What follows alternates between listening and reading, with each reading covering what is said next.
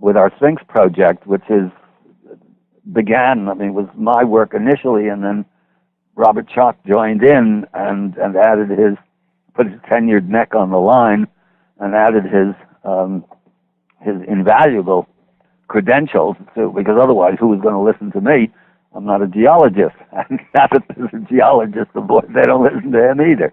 But that's to be expected, more or less. Anyhow, one of the arguments always thrown up against us, we presented our geological evidence that the Sphinx is many thousands of years older than dynastic Egypt, and we presented this evidence first at the Super Bowl of Geology, which is the annual meeting of the Geological Society of America, back in '91, and then again with more evidence in 2000. The one in '91 sparked off this huge controversy, which again is pretty well known, at least with a generation that was born, one generation ago, and eventually ended up with our big video, The Mystery of the Sphinx, hosted by Charlton Heston. And basically, in a nutshell, the geologists, except for a very small handful with a stake in classical Egyptology, the geologists are 100% aboard. They look at this and say, well, of course it's water weathered, and therefore it has to be older. The archaeologists and the Egyptologists are not buying any of this, because they have to do something, if we're correct, they have to do something that none of them have ever done in their entire lives, which is change their minds about something. So their argument, first, that of course the geologists don't know what they're talking about. It happens to be their field.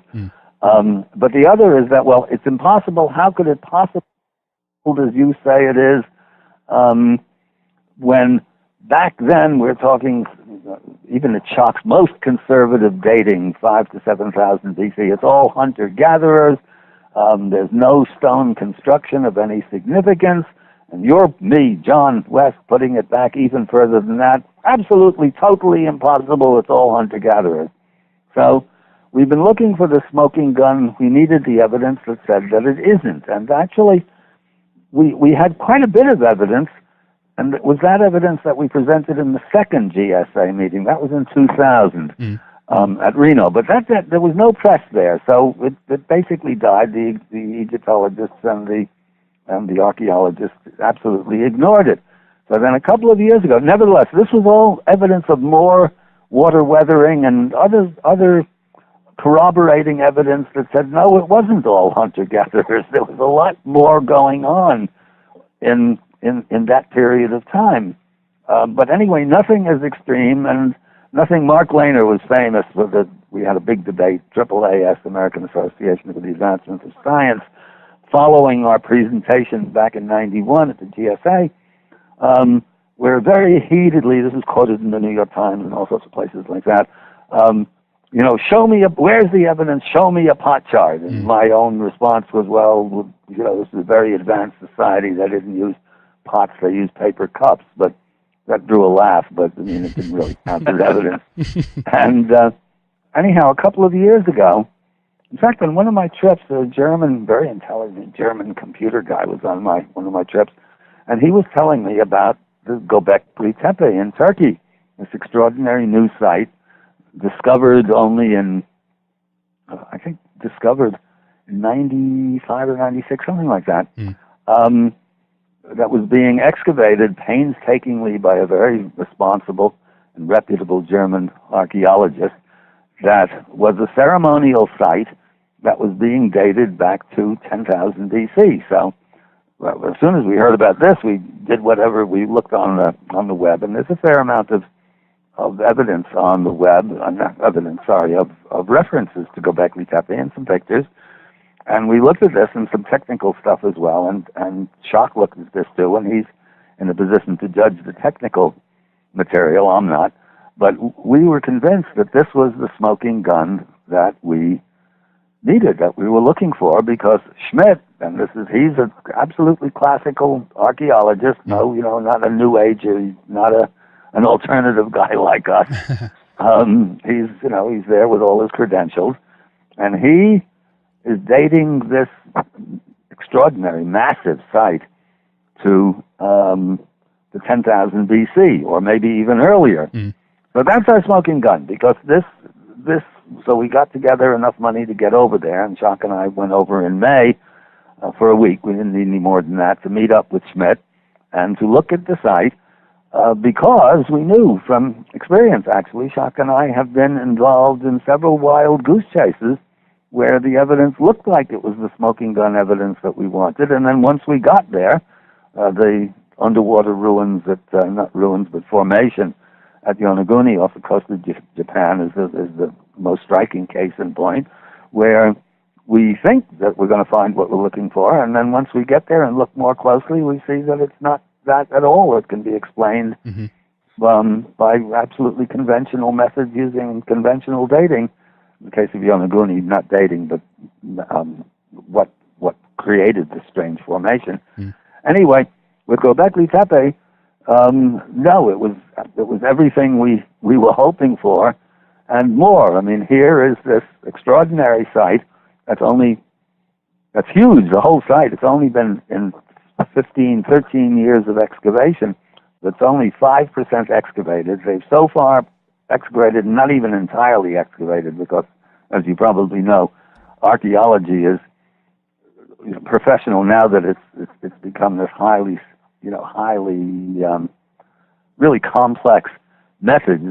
They don't just go in with shovels and dig stuff up. They're using teaspoons and brushing things away. So it takes forever to excavate even a relatively small site. So what this is so far is 4 closely adjoined stone circles, rather like mini Stonehenges, with massive, each one has 2 massive pillars in the center, pillars weighing between 10 and 15 tons, surrounded by 2 concentric circles, one inside the other, of smaller blocks, but still pretty sizable.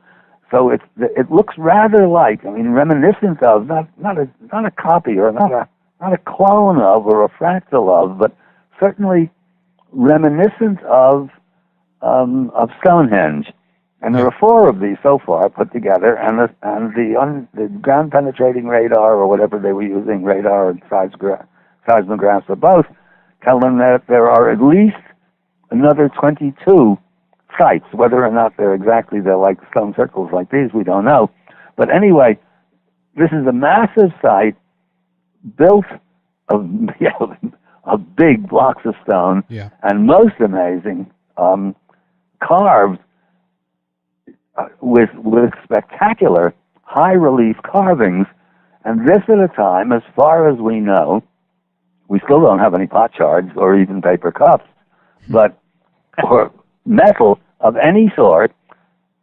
So this site involves moving these 10, 15-ton blocks of stone. The quarry, they know, Schmidt has found out exactly how, I'm not sure, but they had to move the stones around half a mile uphill to get them where they were going, and then they had to carve them. And the high relief, which you have the pictures up there, you have to carve the surface of the block away in order to free the relief, the animal, the fox, the crane, the lion, or feline, whatever it is, all of these things. So you have to carve that away, and as far as anybody knows, they don't have any metal to do this with.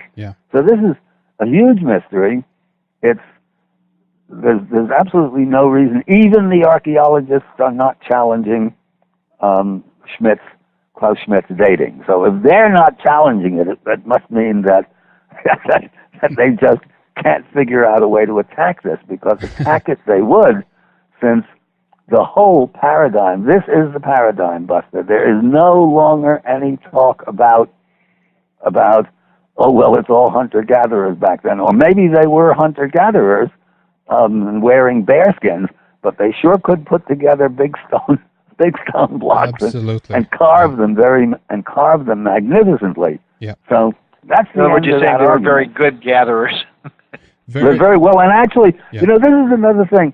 You have to be really careful. All of us are programmed by our education, even if we had a fairly liberal, and I don't mean that in the political sense, but even if we've not been indoctrinated too hopelessly or too deliberately into the current paradigm. We've all been brought up with it, and most of it, you have to really be disenchanted with what you've had in order to systematically look at just about everything you've ever learned and see if it really matches up to reality. So one of the things that's a given is that when agriculture came in, this is a big step forward. I mean, the people who were farming and planting were, by definition, more advanced than the hunter-gatherers that preceded them. Mm-hmm. Well, actually, all you have to do is look at your personal experience. I mean, unless you're a quackademic living in an ivory tower and have never actually seen the earth, any imbecile would rather hunt and fish for their food than go to the trouble of digging the ground and planting it and weeding it and doing all the rest. So if there's plenty of food around and the nuts fall off the trees, who the hell is going to bother to plant? I mean, planting agriculture is probably a very intelligent response to a need. Yeah. But until then, who needs it? Absolutely. That's an interesting point, John. I think that it could be evidence of obviously cataclysmic events as well, which is connected to this date that we talked about. Absolutely. That's right. And obviously, when we had Klaus Schmidt on the program here, he mentioned that this is back in August now, and he mentioned, you know, primarily that he believed that this is a religious site, a temple, and Laird, maybe we can, you know, get some of your points on this as well, because you've already started to kind of decipher some of the symbolism. You started to relate it to the Dogon that you have talked about previously with us on the program as well. But tell us a little bit about some of your findings here, Laird. Well, yes, I'm interested in the site primarily from the standpoint of ancient mythology and cosmology, which, based on my studies of the Dogon and the Egyptians and the Buddhists and other cultures, appears to me to have been a deliberate civilizing plan. And there are a number of cultures who say that the cosmology was laid out in a way to help them learn and remember civilizing skills such as weaving and agriculture and metallurgy and so forth. And so the first thing I noticed is that a lot of the carvings and a lot of the interpretations they're giving to the carvings at Gobekli Tepe line up really well with what the Dogon say and what the ancient Egyptians say, but also tie that together with the fact that Turkey is known to be the place where agriculture started, where weaving started, where metallurgy started, not very far from Gobekli Tepe. It makes you think that there really is an association between the cosmology and the civilizing skills. Mm. Are you thinking about places like Çatalhöyük, if I even pronounced that correctly? But that's another ancient site in Turkey, I believe. And are you saying as well then that if we look at a map, Laird, then we can see obviously that it's not that far, you know, from Western Africa, but how would we explain some of the communications going on between the region in Turkey and Western Northwestern Africa, Laird?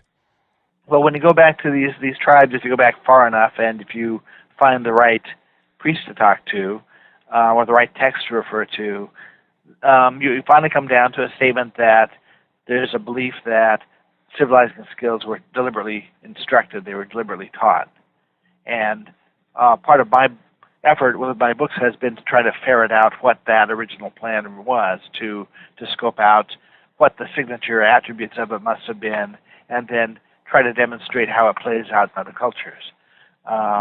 So what I see at Gobekli Tepe are signature signs of this cosmology, and also signs that this may well have been an instructed cosmology. We're looking at technology being used here that the hunter-gatherers presumably didn't have. And so if they didn't have it, how did they acquire it? That's right. And I know that you've made connections with the words and all that too, but John, maybe you can mention some about what you think to be potentially the Egyptian connection here to Göbekli Tepe site. Is this primarily by looking at the images and the reliefs on the stones, or where do you make the connection, John? Well, you can't.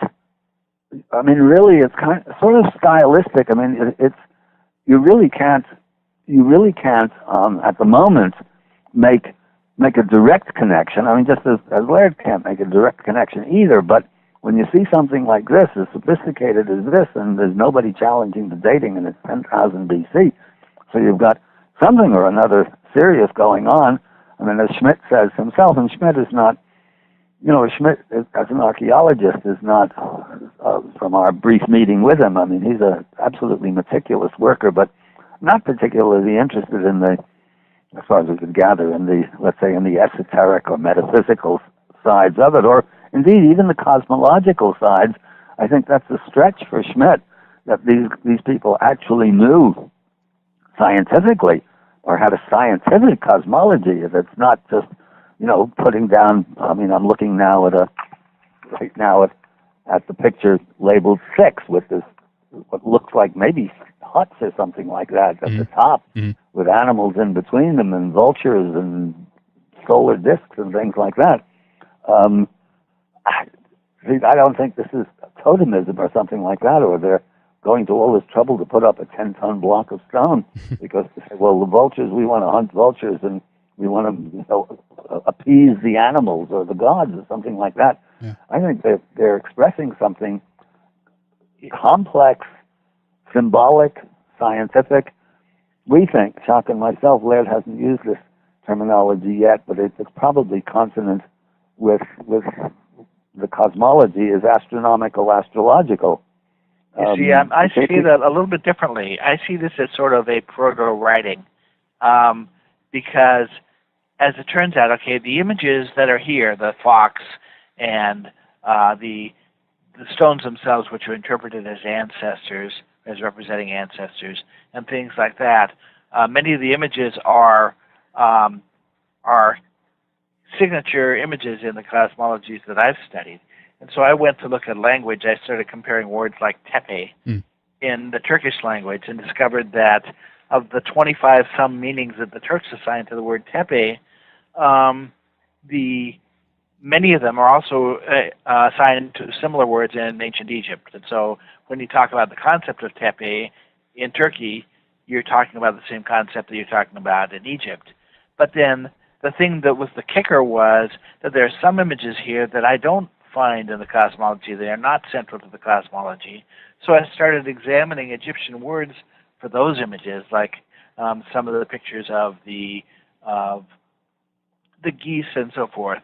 And what you find in Egypt is that the Egyptian word for the animal that's depicted here is pronounced exactly the same as some keyword of the cosmology or some keyword of burial ritual. So, for example, you have a picture here that might be pronounced the same as a word for coffin, or a picture that might be pronounced as the same as the word for burial prayer, things like that. So what I'm imagining is happening here is you have a group of hunter-gatherers who didn't know how to write and didn't know how to read, and you have a temple whose purpose was largely funerary, and they come up and they see a picture on a particular slab, and when they pronounce the name of the animal, they're also pronouncing the name of the function, the burial function that's supposed to happen near that slab. Like here's where we keep the coffins, or here where we... But Laird... A very early way of writing and reading. John? Yeah, but Laird, so far there's been no evidence of burial whatsoever there. None. And they've done a fair amount of digging. And again, you see, you're making it sound sort of primitive, burial rites and funerary rites and so on. I don't mean to, because the same word that has a meaning from a burial standpoint also has a meaning from the standpoint of cosmology. So they could just as well have been talking about, here's where we discuss a certain aspect of the cosmology, not necessarily here's where we bury somebody. Yeah, well, that, and actually, as you know, I mean, they always translate. And we had, by the way, I mean, our trip was hugely enhanced because we had with us a good friend of mine who'd been on one of my early trips. He's a doctor who works lives in Connecticut, but he is Turkish, actually. He's Turkish, born in America, but raised in Turkey. So we had a built-in knowledgeable translator with us that really made life easy for us. And as you know, when you read the articles about Gobekli Tepe, they're always talking about how playful the Turks are. It's their name. It's Turkish, Gobekli Tepe. And one translation is that it means pot-belly hill, which is idiotic. And another... Right, the translation I like is hill with a navel, which is... Yeah, hill with... That's right. Definition of a stupa, which is the heart of the cosmology. Exactly, because hill with a navel. You see, actually, in these photographs here, there are a couple of them in. There are a couple in, I think, on the webs, on the somewhere or another, but we couldn't get in because they found quite a number of artifacts, but there are only a few on display at the local museum, the Urfa Museum, and the rest are away until they catalog them and so on. So we just in a little bit of time that we had, we couldn't get permission to go in and look at those,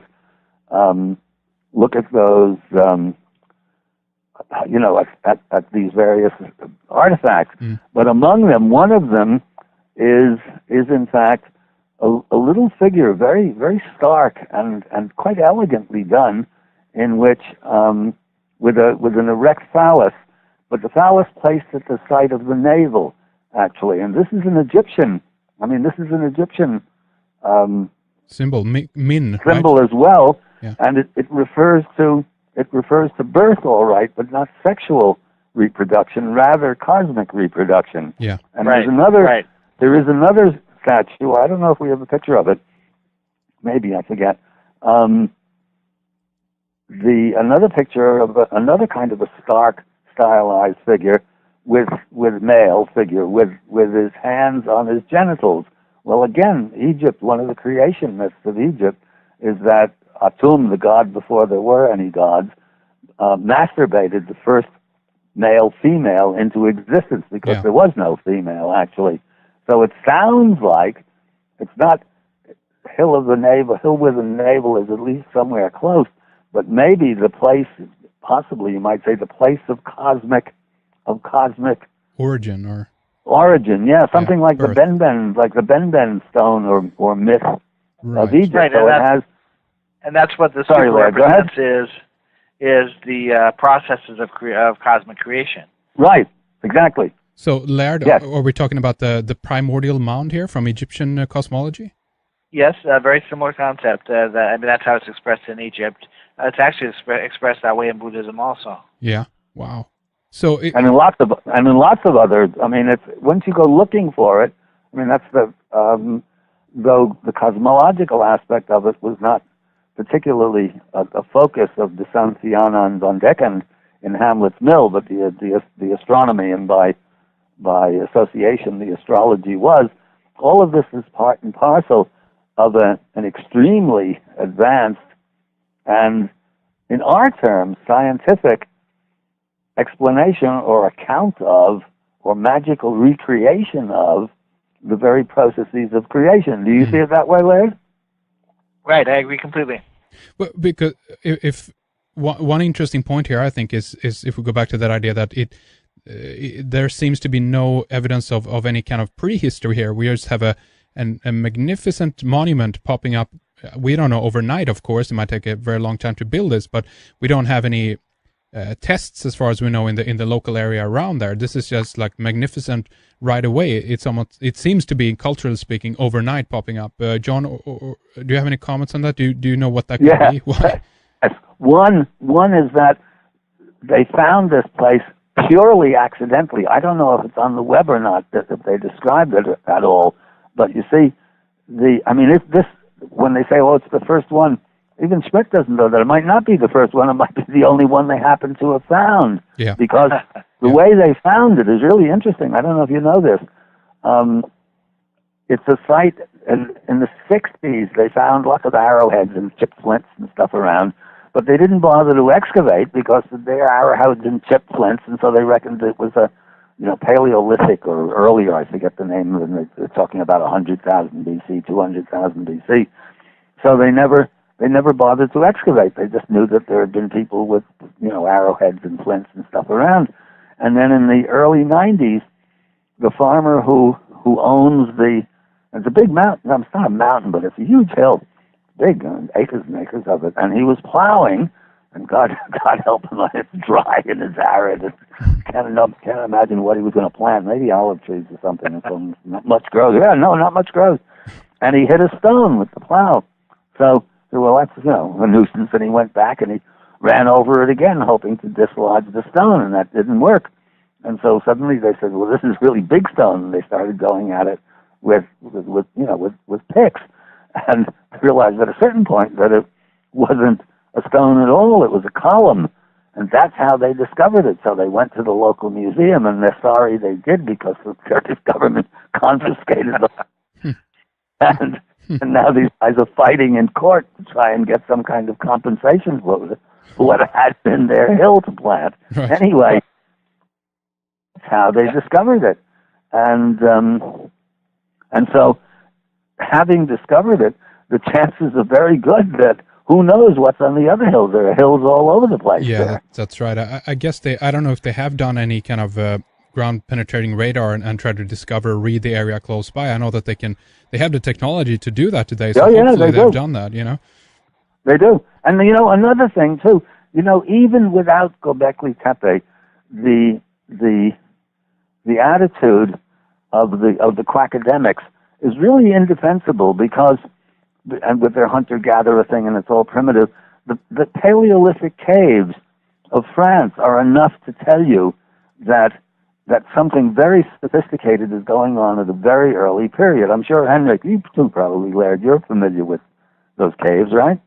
Yes. Yeah. At Lascaux, yeah. And even more so at the Hall of Bulls at Lascaux, and even more spectacular, the recent cave that they've discovered in it's called Chauvet. I don't know exactly, somewhere down in the same place. They called it Chauvet from the guy who discovered it.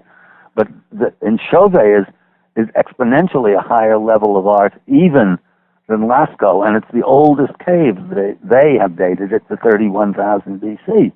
Now, I mean, these things, that Chauvet has painted representation of all different, really lot of different animals, wild horses and cave bears and puma, look like pumas, lions, like mountain lions, all sorts of stuff at a level of art that Picasso would have been proud of. I mean, this is right.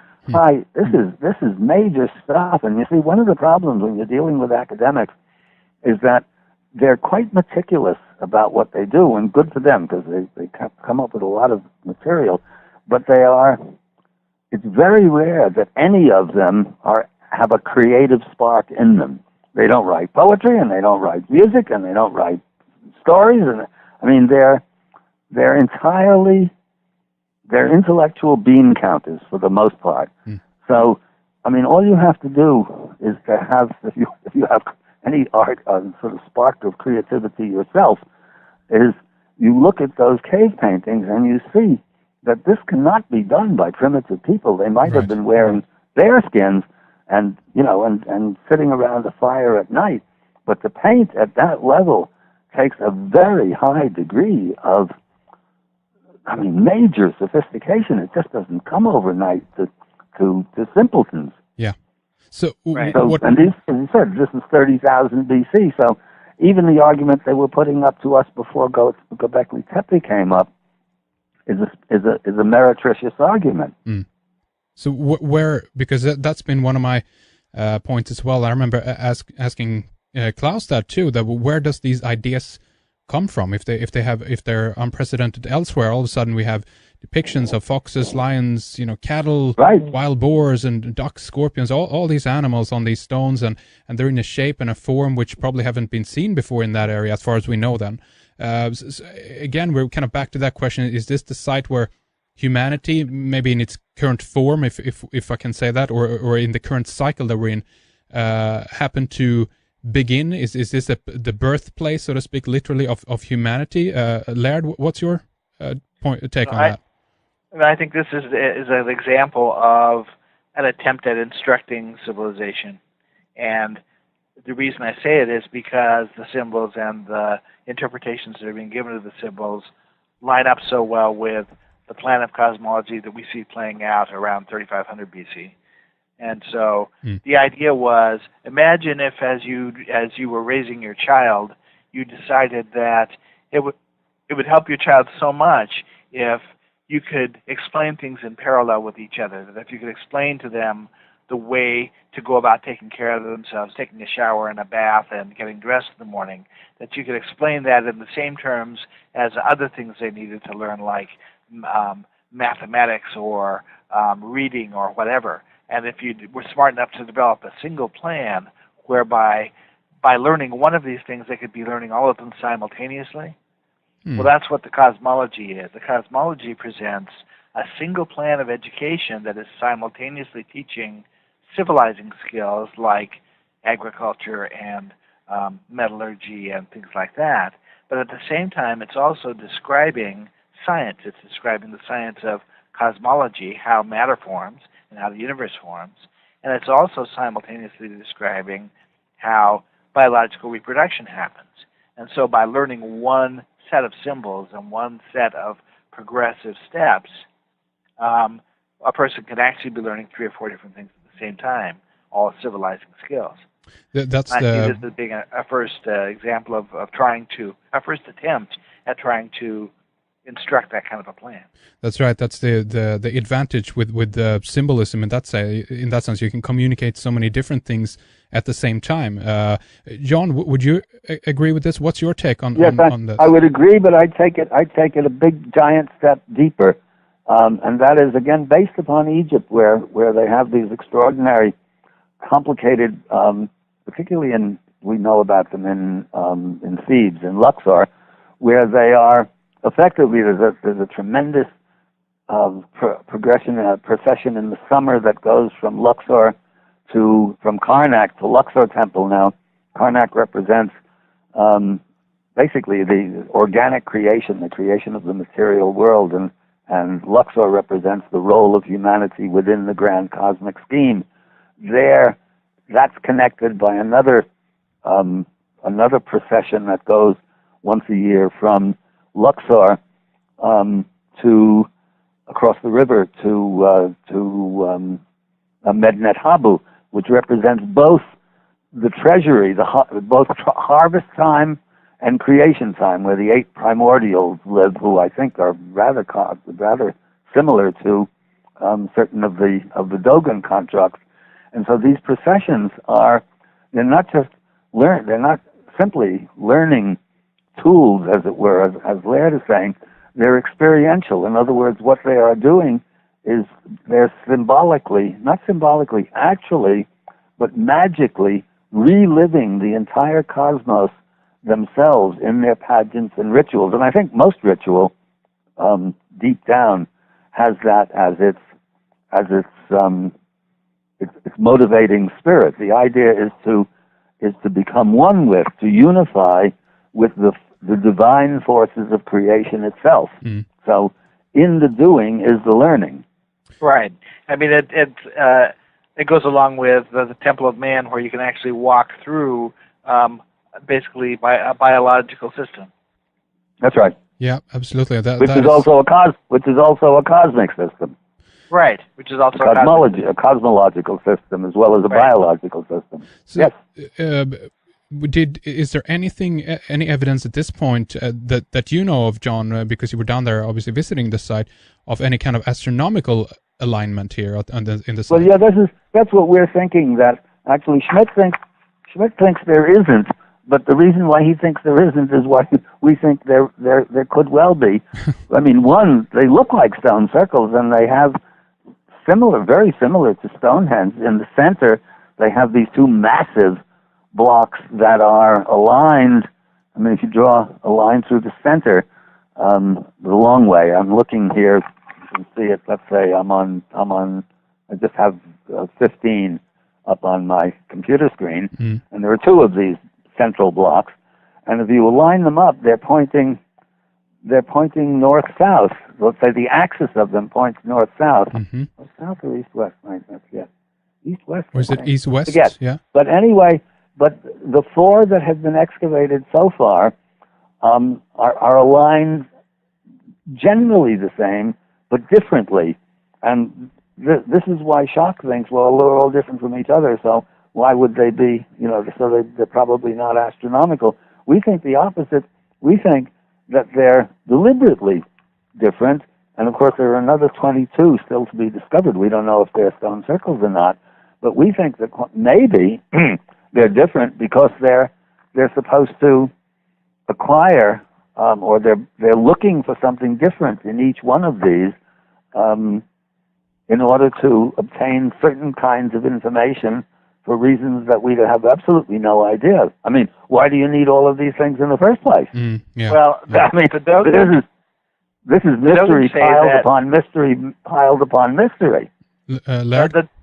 The Dogons say that in trying to implement this civilizing plan, that the instructors of this, or the ancestor teachers, realized that they needed to have something that was in the daily purview of the hunter-gatherers they were trying to attract, that would attract them like moths to a light.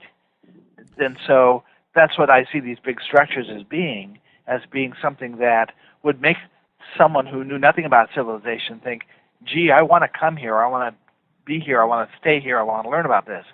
And I see the pyramids as doing that, and I see Stonehenge as doing that, and so forth. Besides that, you're also creating a project that is a make-work project. And if you're trying to jumpstart an economy with somebody who doesn't have an economy, what you need is some huge public works project that everybody can get organized around. That's a good point. And Laird, you also. I must say, I don't see it that way at all. Actually, Laird, I'm much more inclined to think that it's in the doing. It's like, I mean, it's like playing the violin. In the doing, and Egypt in particular is a very good example of this. In the doing, in the perfecting of a tremendous creative act like this, is the enlightenment itself. In the process, is the connection to higher powers. And I think that's I agree with that. Architecture. I agree with that, but if part of what you're trying to do is create a civilization where there isn't one, think of how many civilizing skills would need to be acquired by the hunter-gatherers in order to put up one of these megaliths. Well, where did the teachers come from? Well, that's an interesting point. We could can we bring in the idea of catastrophe in the picture here as well? That we're talking about a pre-civilization. We had a catastrophe, and then someone, whoever that was, if they were humans or not or whatever, they set up shop again. And Gobekli Tepe might be one of the original site that they decided to start working on. What do you think about that, John? You know, it's possible, but it might be the other way around. Jacques and I have had long discussions about this because, you see, as I said, this is mystery piled upon mystery. I mean, there's the site itself of these, very elegant stone circles. Then if you look at, now I've got photo 15 up on my screen, and you see that there's this fairly careful but rough-dressed stonework that fills in the spaces between the concentric rings, right? You see that? Right. Right. And then behind that is the rubble that ultimately was deliberately put there. Yes. Schmidt is very sure about this. Yes. So it looks as though we have two separate stages here. See, Schmidt thinks that that rubble stone that fills in the spaces between the pillars is coeval with the building of it. And we think not, because if you go to 10, you see the wild boar, the pillar carved with the wild boar, the snout of the wild boar, and you see that the rough stonework, but it's not, when I say rough stonework, I mean it's not dressed stone like the pillar, but it's pretty good stonework. It's not just dumped in there. It's constructed. Right. Sure. And you see that the wild boar is kind of peeking out from the stonework. Well, obviously, the wild boar is done first, and then the stonework is put in afterwards. We don't know when, but then on a third level is down. Let's say, well, we go just a couple more down to 11, and then 14, and you see that behind the stonework, that's the rubble fill that deliberately buried the whole temple. I mean, the reason that this place is in the amazingly pristine condition it's in is that it wasn't up for too long before they filled it all in. Covered it over again, yeah. So this is absolutely up for grabs. I mean, what I'm about to say now, this is just one opinion. Other opinions are perfectly possible. So we think the catastrophe could perhaps have been after Gobekli Tepe. In other words, it's before there's a catastrophe. It's also possible that it's after a catastrophe. But you see, one of the many And that one reason that was put forward actually by a friend of mine, we didn't think of this, but I thought it was a pretty good conjecture, was that the invaders came in, maybe the ancestors of the present-day Turks, who are thought to have come from somewhere out, not Mongolia, but out in that direction, and possibly the inhabitants buried it themselves, thinking that when the invaders left, they then re-excavate it and have their place back. I mean, Egyptians did things like that occasionally. They'd bury stuff when the Persians came through, and then forget to dig them up later or something, or time would go by and they forget. That's how they have the wonderful cache of stuff, of marvelous statues that they have in the Luxor Museum, discovered in the 80s, and that's how they have the fabulous statue of Khafra that they have in the Cairo Museum, because it was buried. So that's one. I mean, that's one possibility, because Gobekli Tepe is supposed to be 10,000 BC. Supposedly the fill that covered it up is around 8,000 BC. Well, that's a lot of time. We toss those numbers around, but that's Julius Caesar to us. That's 2,000 years. That's a lot. That's right. But then after that, then there isn't anything of the order of Gobekli Tepe that we know of till Egypt and Sumer and the great civilizations of Mesopotamia and the other distance, China and India as well. But there's a big period where there are much lesser things, even when something is found in Jericho or Çatalhöyük. That's not of the order of Gobekli Tepe at all. Right. So maybe there are several catastrophe scenarios of varying magnitude. Are you saying, John? I want to get your take on this as well, Laird. But are you saying that it might have been deliberately covered over because the people who were guarding over the site knew that there was catastrophe coming, so they want to preserve it? Well, that's a possibility too. It seems to me that has to be true. If you look at picture 10, whoever put up the wall next to the boar's head did so very carefully. This is not somebody who was trying to desecrate. Right. No, I'm not. No, I'm saying they were trying to preserve it. Yeah. Right. And so I'm saying that just the existence of that wall there in conjunction with that stone shows that someone was building the wall as a way of preserving or protecting, not as a way of destroying. That opens up a can of worms, though. What does that mean in terms of, could they predict this, or how did they know that it needed to be preserved? John, any theories? Well, that's what I'm saying. I mean, there are a number of ways of looking at that, but there seem to be two stages. See, go up to number 7, and you see the careful stonework packed up in against the columns, and then behind it you see the rubble fill. Right, it looks like they just, which in fact is what they did. They're just dumping in. I mean, they don't have wheelbarrows because they don't have any wheels, presumably, but baskets full of stuff to fill up the whole thing and cover it entirely. Now, one possibility is up on the web somewhere. Someone deduced that these stone circles might have been roofed over.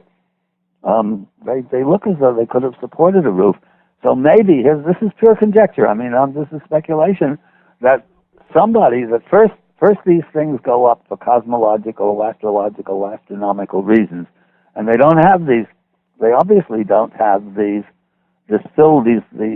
dry stone walling joining the columns. But then maybe somebody comes along, maybe it gets abandoned, we don't know. It gets abandoned, and then somebody comes along and say, well, how, if we just put in stone walls between here, we've got some cool houses here. We throw a roof over it, easily done. They make a temple out of a stone circle.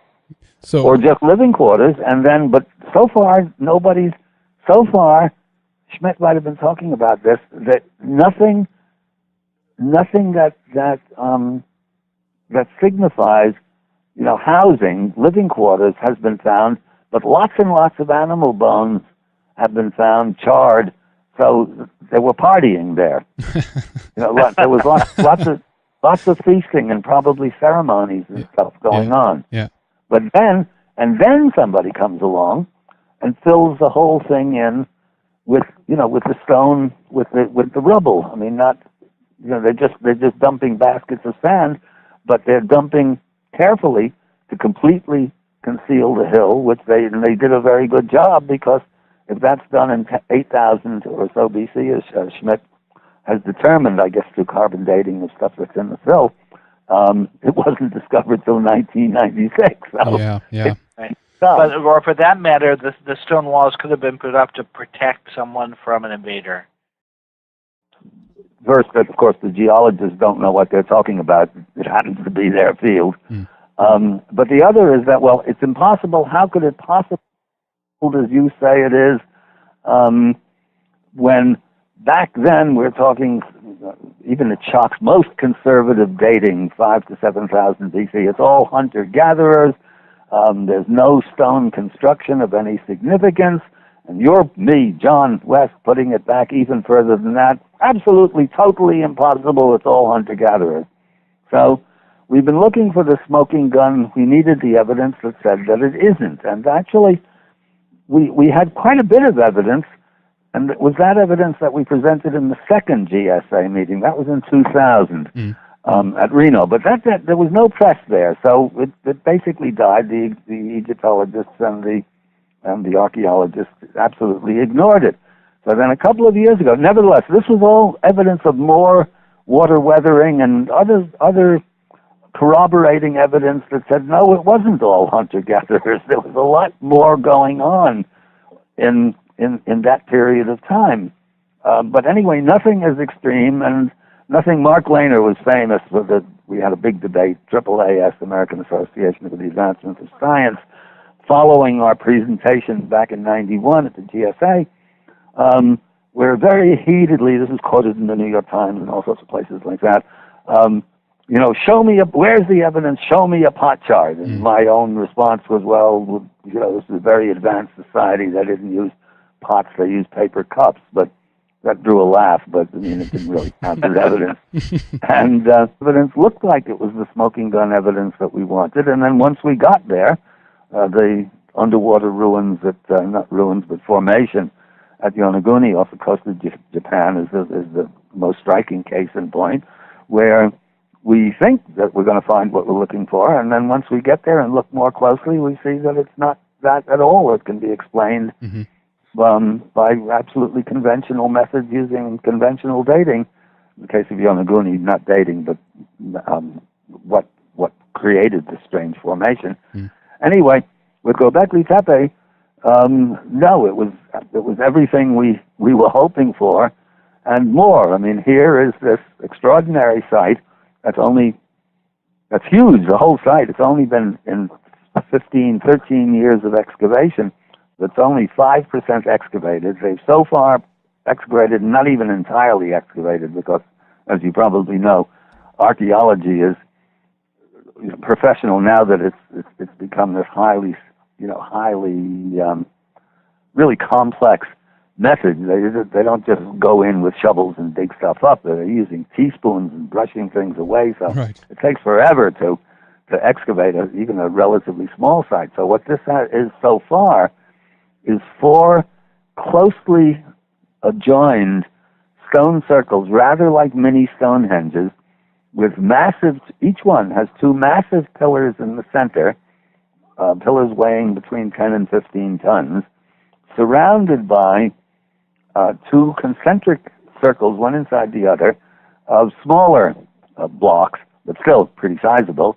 So it looks rather like, reminiscent of, not a copy or not a clone of or a fractal of, but certainly reminiscent of Stonehenge. And there are 4 of these so far put together, and the ground penetrating radar, or whatever they were using, radar and seismographs or both, tell them that there are at least another 22 sites. Whether or not they're like stone circles like these, we don't know.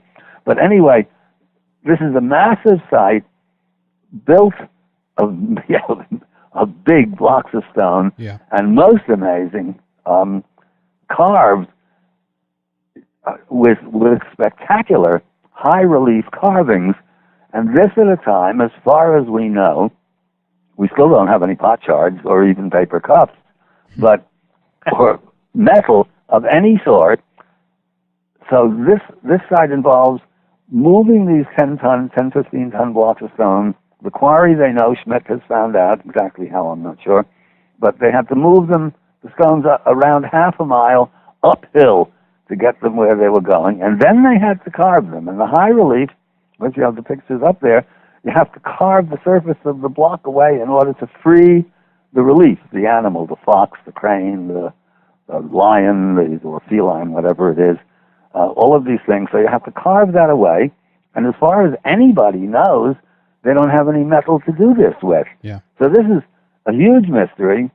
There's absolutely no reason. Even the archaeologists are not challenging Klaus Schmidt's dating. So if anyhow, a couple of years ago, in fact, on one of my trips, a German, very intelligent German computer guy was on one of my trips, and he was telling me about the Gobekli Tepe in Turkey, this extraordinary new site, discovered only in, discovered in 95 or 96, something like that, that was being excavated painstakingly by a very responsible and reputable German archaeologist, that was a ceremonial site that was being dated back to 10,000 BC. So as soon as we heard about this, we did whatever, we looked on the web, and there's a fair amount of evidence on the web, of references to Gobekli Tepe and some pictures. And we looked at this and some technical stuff as well, and Schock looked at this too, and he's in a position to judge the technical material. I'm not. But we were convinced that this was the smoking gun that we needed, that we were looking for, because Schmidt, and he's an absolutely classical archaeologist, not a new ager, not an alternative guy like us.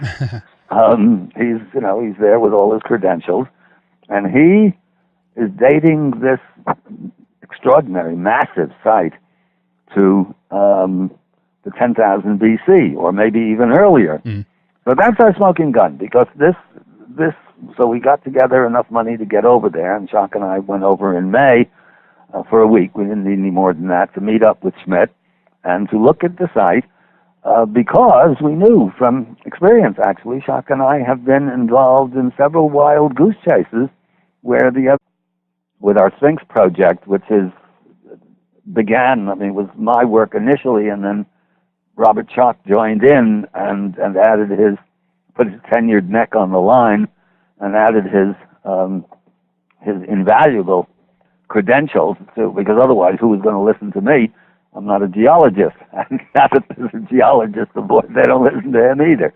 But that's to be expected, more or less. Anyhow, one of the arguments always thrown up against us, we presented our geological evidence that the Sphinx is many thousands of years older than dynastic Egypt, and we presented this evidence first at the Super Bowl of Geology, which is the annual meeting of the Geological Society of America, back in '91, and then again with more evidence in 2000. The one in '91 sparked off this huge controversy, which, again, is pretty well known, at least with a generation that was born, one generation ago, and eventually ended up with our big